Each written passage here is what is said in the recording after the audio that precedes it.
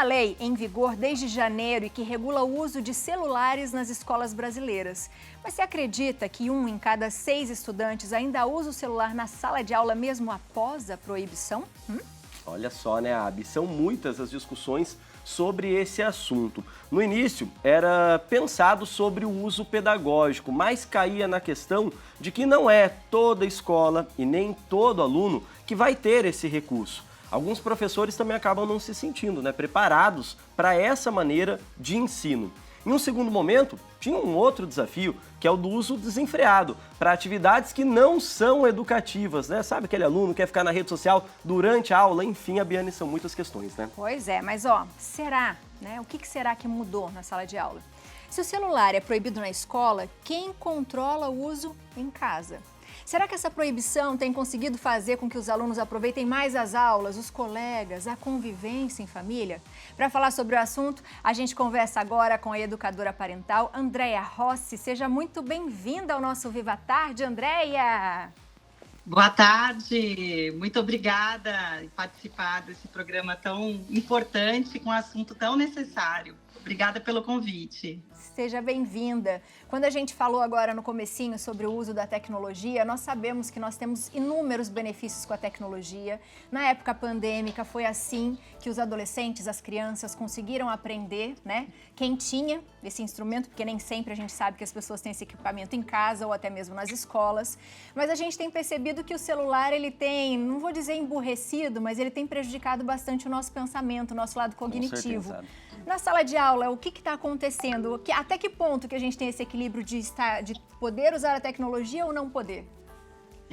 A gente precisa entender, em primeiro plano, que a tecnologia chegou para ficar, não tem volta, Nós tivemos avanços com o uso da tecnologia, tivemos muitos ganhos, mas a gente precisa discutir algo muito importante, que é a proibição não resolve, e sim como nós estamos educando as nossas crianças e os nossos adolescentes para o uso consciente, o uso ético, o uso responsável e o uso organizado dessas telas dentro do ambiente escolar e dentro do ambiente familiar. Então, proibir o uso dentro da sala de aula, ele contribui para melhorar o desempenho? Sim, sem dúvida.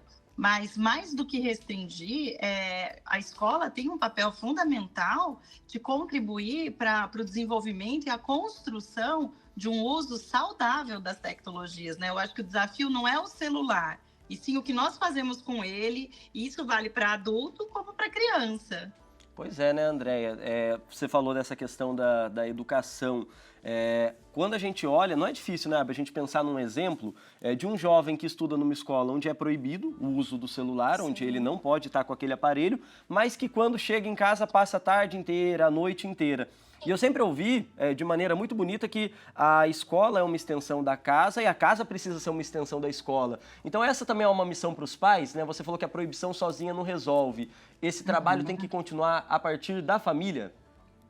Eu penso até que esse trabalho começa na família e se estende para o ambiente acadêmico. Essa parceria precisa ser bem estabelecida, até porque o uso do eletrônico, ele começa dentro do ambiente acadêmico, E aí sim, as famílias têm um papel fundamental. Hoje nós temos inúmeros aplicativos, tecnologias que nos ajudam a fazer um controle parental, Nós trabalhamos com diversas ferramentas tecnológicas que possibilitam que os pais possam ter acesso aos históricos de navegação, aos chats, aos aplicativos de jogos, mas o mais importante de todos, eu falo que é o controle analógico ainda, que é o pai, a mãe, a presença, Ter regras que são claras, que têm valores inegociáveis, Não usar o celular como distração, como babá, acompanhar o uso. A tela grande é melhor que a tela pequenininha,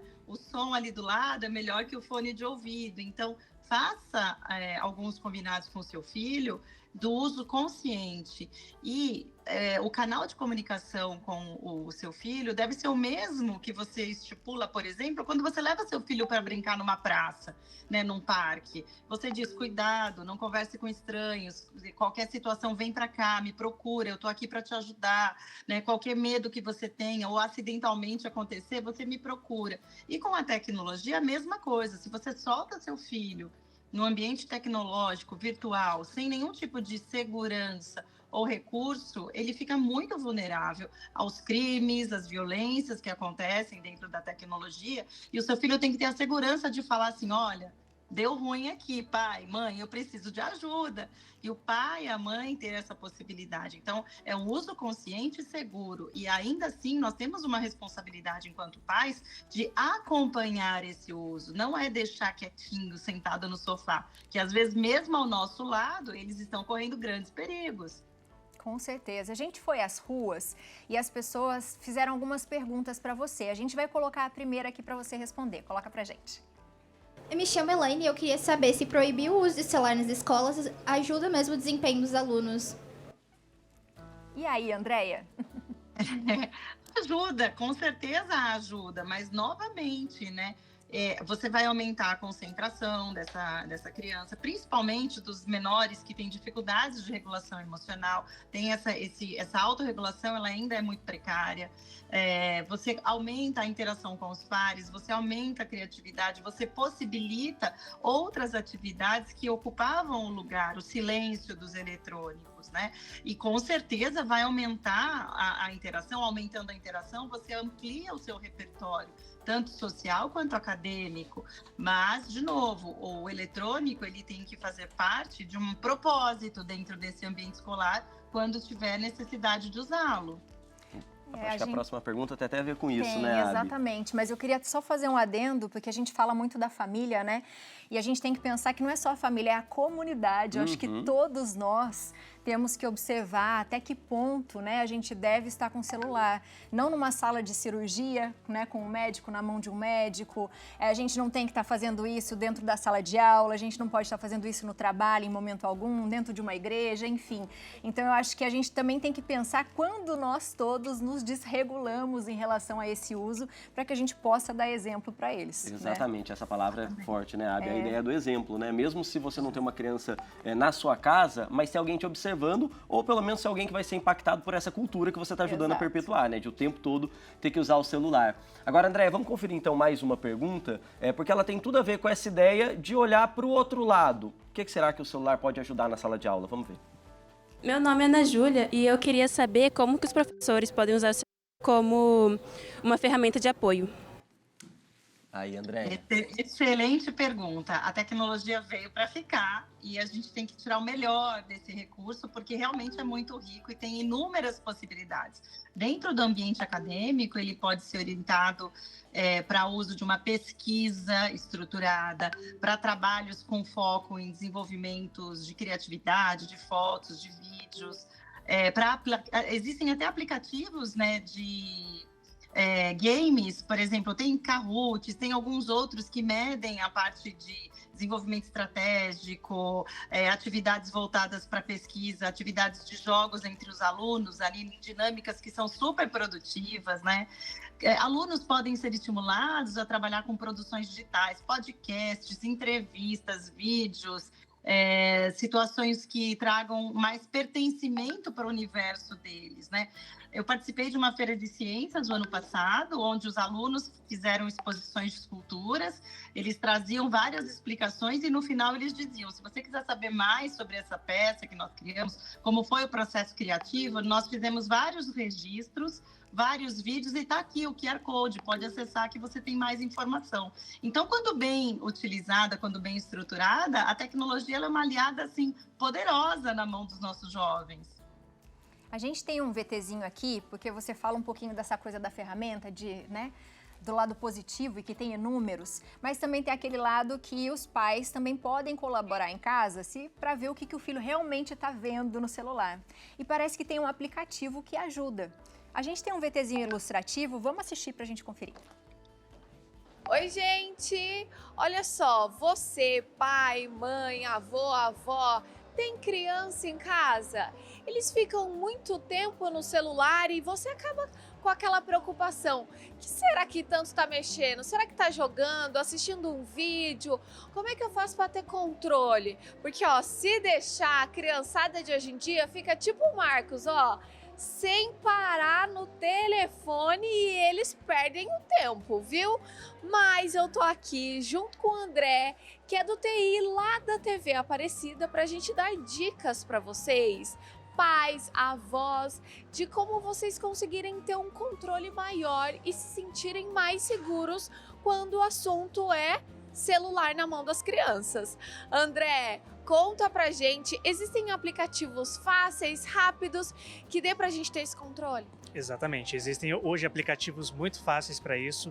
E os próprios sistemas, né, tanto o Android quanto o iOS da Apple, disponibiliza isso nativamente.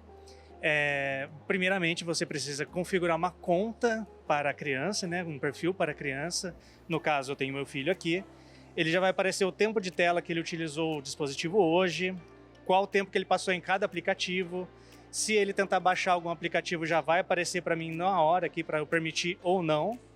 E eu posso bloquear a tela também em qualquer momento. Se eu ver que ele está fazendo algum uso indevido, alguma coisa, eu tenho o controle de bloquear e ele não consegue mais desbloquear também. E mesma coisa para celulares da Apple, né? Para um iPhone, por exemplo.